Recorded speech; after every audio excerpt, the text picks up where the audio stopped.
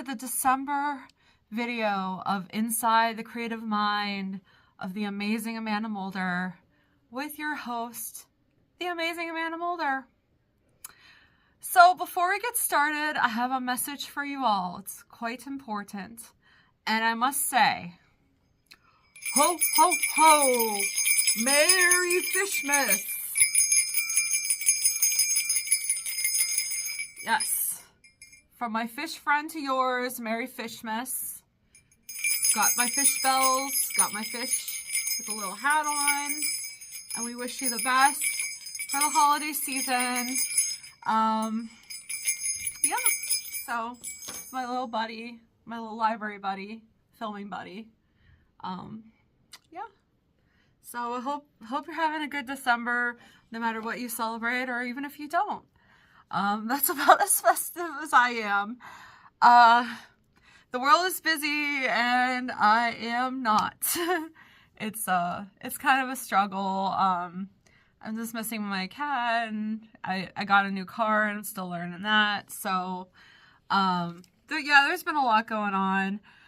I am excited to enjoy a nice break from work. Don't go back until January 5th, and we do have a professional development day Monday. I'm enjoying that from home, which will be good. Learn some things, do some things around the house. But a lot has happened since I filmed my last video. So let me tell you all about it. There's so much exciting stuff. This will probably be a longer video. I apologize. I had no clue all this would happen. So hopefully it's at least an interesting listen or watch if you're on YouTube. But it felt like eons ago where I left off, so I had to look up, but November 16th was where I last left off. And it just feels like looking in the rear view mirror of the car. Like, so far, I've traveled so much since then. But, okay. So to recap, the weekend after, or the Friday after I filmed, on November 21st, I had the incredible opportunity to see the group Funny Women of a Certain Age. This comedy group was performing in Erie at the comedy club here. And honestly, I had tickets to this show before I signed up to do the competition thing. So I had just bought tickets for Funny Women of a Certain Age, like in September, and then I signed up to do the comedy competition. So they were in the same venue, and I was just like, this show was, I was a fan of it before I even got in the fray of the other stuff I was doing. So I've been pumped about this show for such a long time, and it did not disappoint. And I was like a mix of emotions. Like, I was so excited about the show, but it was also like really nervous to go back to like a venue that I hadn't been to since I was in that competition. And it made me kind of sad because like I had been going there for a long time studying comedy. But it's like when you, I don't know, when you have an experience and you're going back, you're just like, there's some anxiety. Like, I think I said on video, like, struggle with a little bit of anxiety, but, you know, part of my anxiety was telling me, is this the walk of shame going back in this building? Are people going to remember me? They're going to be like, that loser. But I wasn't sure how, like, people would act to my return. To, you know, come back to this club. So even though I was like so excited for this show, like Funny Women of a Certain Age, like I said, I had tickets way before I did the other stuff. I had to psych myself and prepare mentally to return. But I'm so glad that I did it. And honestly, the whole experience was a dream come true for me. And so there's so much for me to tell you about. So if you're someone that struggles with anxiety, if you're a performer, you just gotta you gotta tell your mind, these are not the thoughts. This is not the truth. And then you gotta just go do it. Because going back to the club was super nice.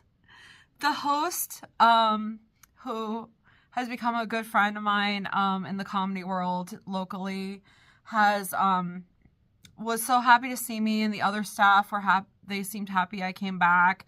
They now knew about me from the comedy competition and my comedy study, and I got to sit in a really great seat to observe and take notes. They knew I was there for that, and I just felt like it just felt so good coming back, like almost like coming back home. Like Cheers, I guess, going back to the place where everyone knows your name, and it was a very positive vibe coming back.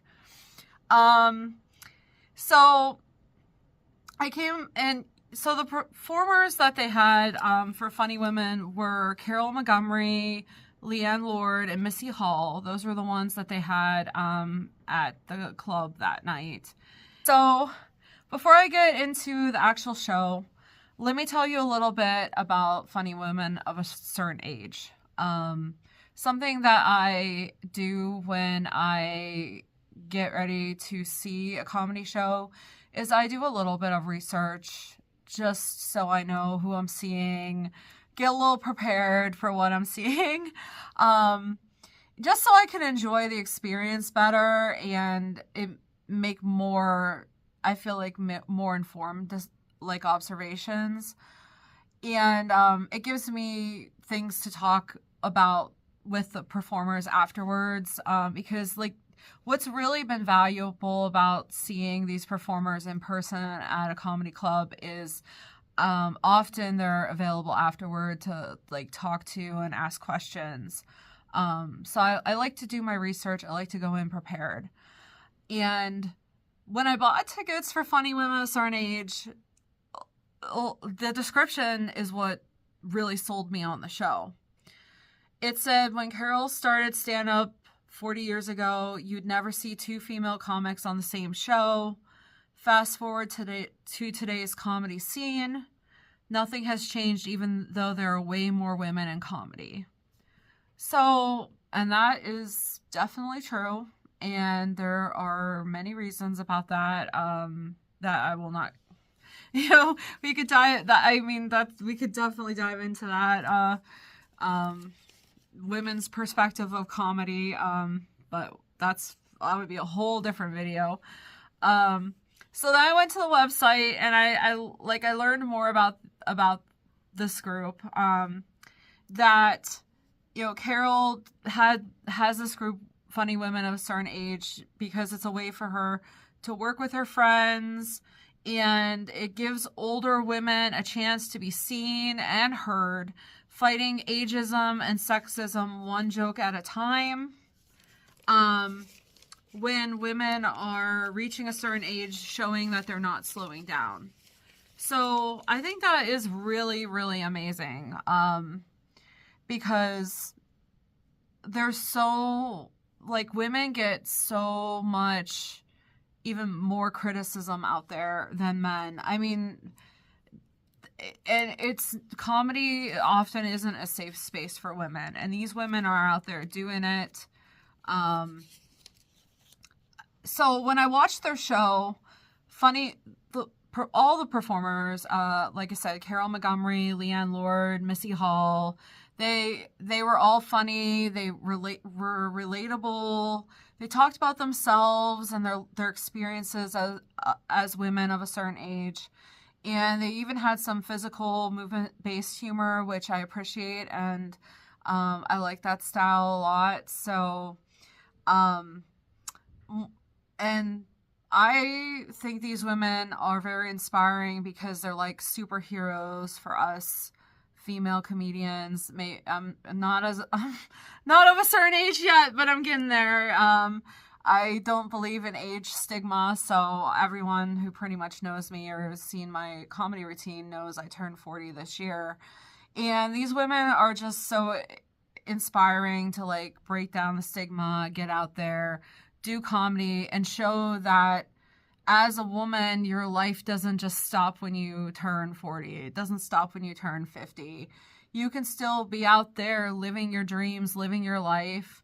You know, we get a lot of age shame. You know, I've joined the age shame club now, and it's not fun. And being a woman, you always get shame your whole life, and now there's even more the older you get. So these women are definitely women that I look up to in the comedy world, and they're just doing amazing work out there. So definitely check them out if you get a chance. If there's a show near you, you know, I think they're on TV. They have a TV special. I told a friend, and my friend watched their special. I haven't seen it yet, but I plan to watch it over the holidays. Yeah, after the show, I had an amazing opportunity to talk with the women, and they were so friendly and nice. And I told them about how, like, their description is exactly the way it is here in this town. So it's definitely not different here.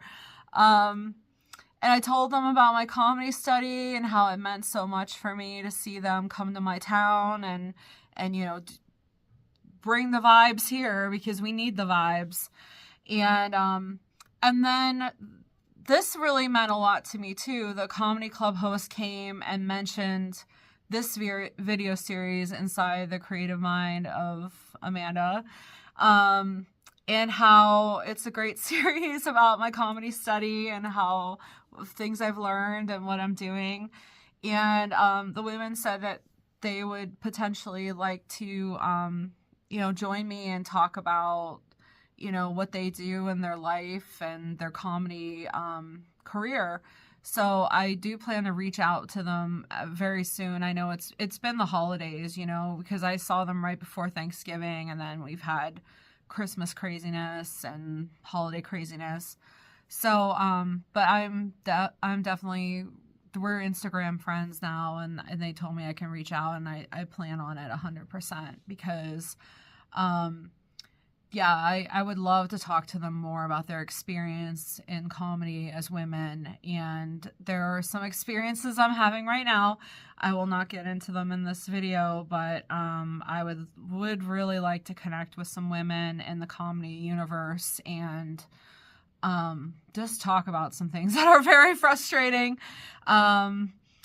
It's just stuff that it's hard to explain unless you're living as a woman. But anyway, yeah, they invited me. They were so nice. They gave me a t-shirt. They invited me to a show the next day. Regretfully, I couldn't make it. I had other plans. I was actually triple booked that next day, and I was really regretful.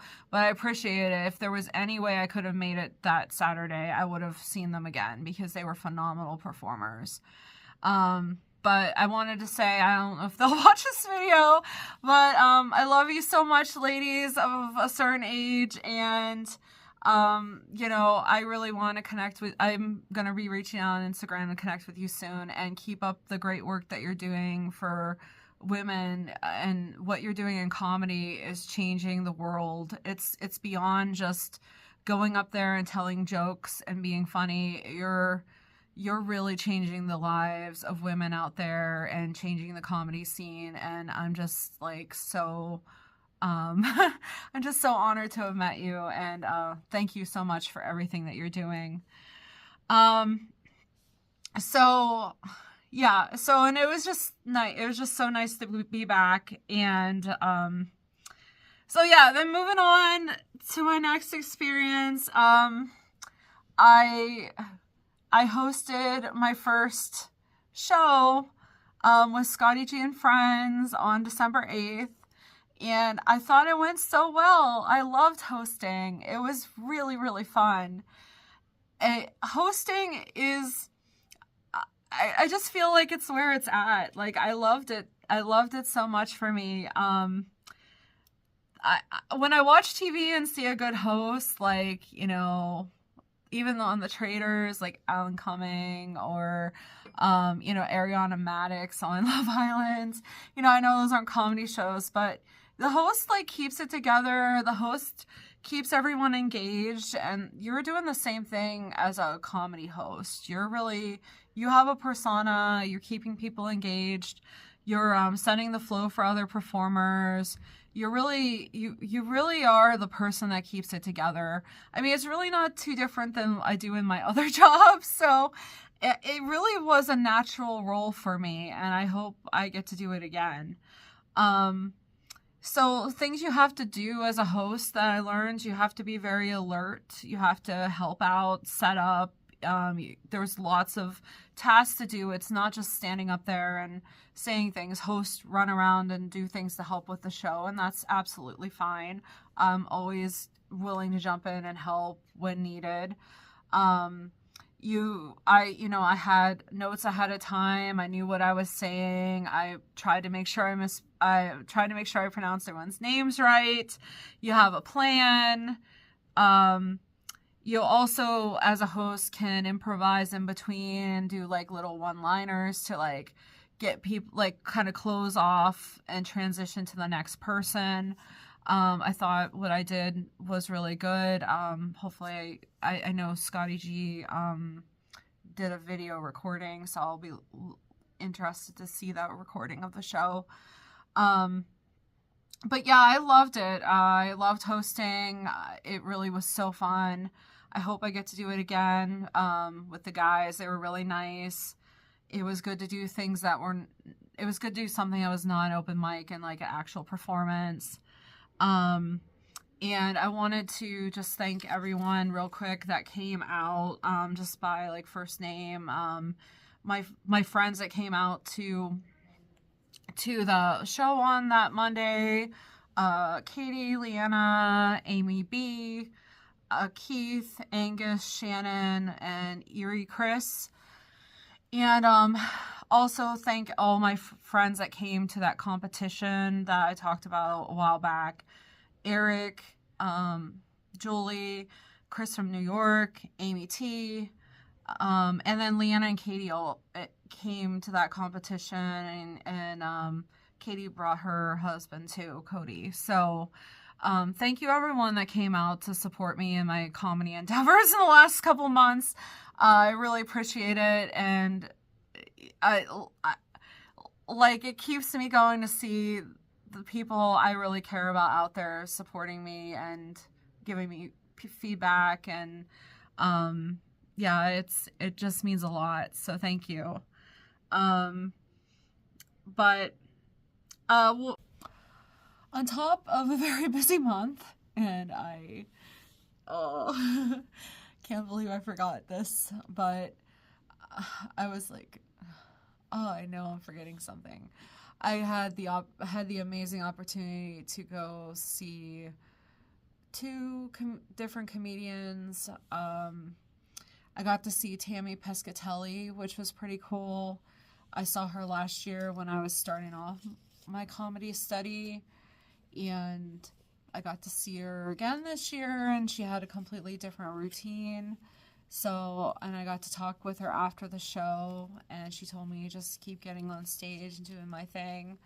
She was very nice and supportive and had a cool routine. And I saw Chris Kattan, and he's a different kind of comedian. He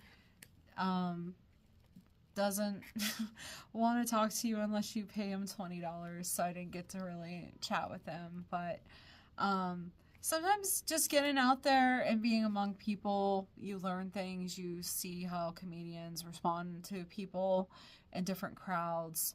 So I did learn some things on how he responded to that crowd. He did a lot of crowd work, and my thoughts on crowd work are, and Steve Martin said this in his masterclass too, but crowd work is really iffy because you just don't know your audience. Unless you're like a crowd work comedian and people are coming to see you, crowd work is pretty iffy because you just don't know your audience, and you're not really trained to do that. Like crowd work and doing crowd work and doing stand up are completely different art forms. So Chris Kattan did a lot of crowd work and did not do a lot of his material. So it was interesting because the crowds in Erie are interesting. They will say and do some weird things. That's all I'll say about that. So I don't think he was prepared for the crowds here. I don't blame him. I'm never prepared for the crowds here either. So, but it was good. Like anytime you can get out and learn something, go see a show, go see a live show, because the energy, the vibe, the audience, seeing comedians do their thing is a valuable experience. You know, I love that I'm starting to meet more people that I can talk to about comedy, more comedians that want to see a show or want to talk. So I love that. So, yeah, thank you everyone for the support and for, you know, for the support of my comedy study and for talking comedy with me, and for all the opportunities to learn and grow as a comedian this year. I really appreciate it. When I think back to the experience I had in October with that competition and going through all the emotions, like, it's really hard to put yourself out there as a comedian, but there's something that I thought recently is that it's kind of something I take from my other job in special education, but like winning also looks like, we say that success looks differently for everyone. But I also feel like in my situation, winning looked differently for me. You know, obviously I didn't win. I didn't really go anywhere. But I feel like I did win because by doing that competition, I really met amazing people. Like, I love the people that I met, and I am so happy I'm able to go back to the club and study comedy, and people know I'm there doing that. And they're very supportive of that. It means the world to me that I'm seen and supported, and there's positivity there. Like, you know, that means the world to me.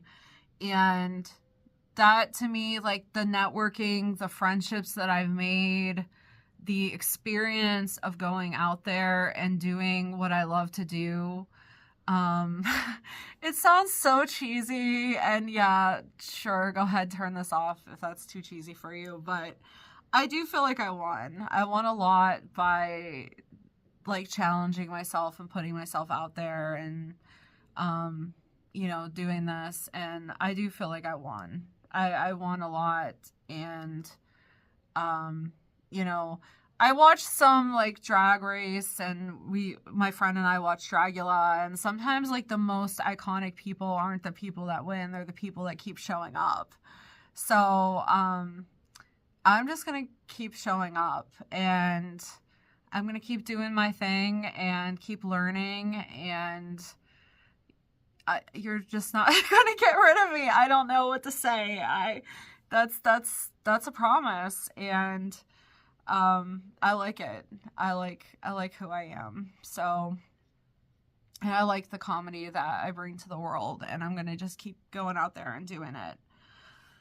So, and also like I realized I judge myself harsher than probably reality. You know, so I have to get out of my head sometimes too and just do the thing.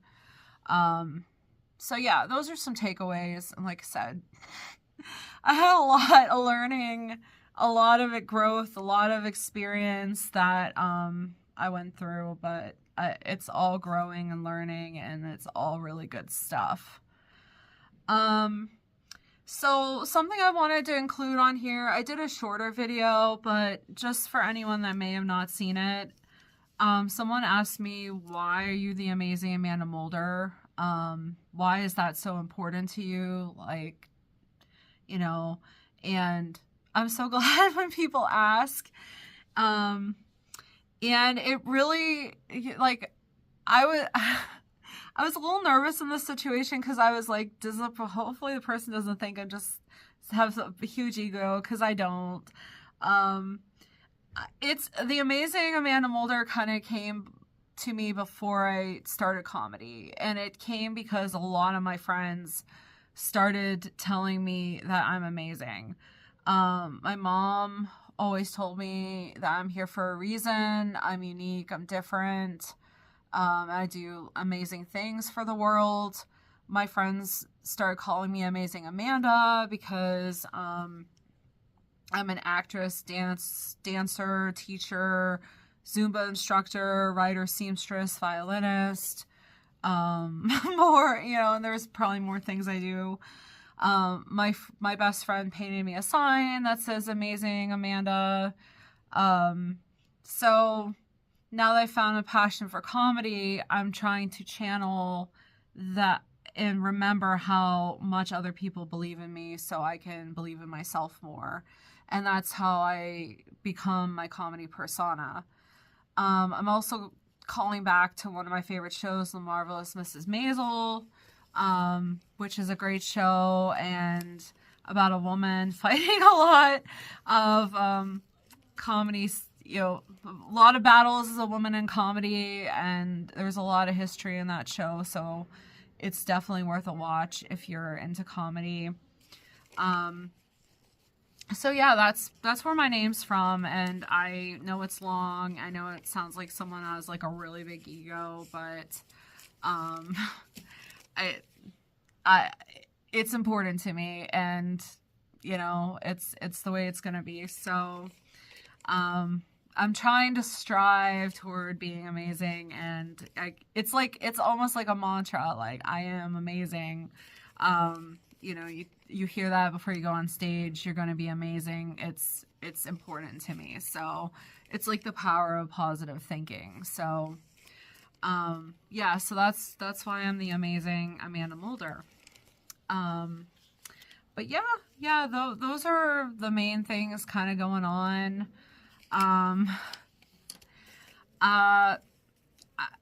I think the last thing I'll end with, I was going to do some other things, but I'll probably save them till the next video, or record another video, I don't know. But the things coming up for me, I always have a new project. That's what you gotta keep working on the next thing. I hope Scotty G and friends have some new shows. They're a very nice group of people, and enjoy acting or enjoy performing with them. We all seem to vibe really well.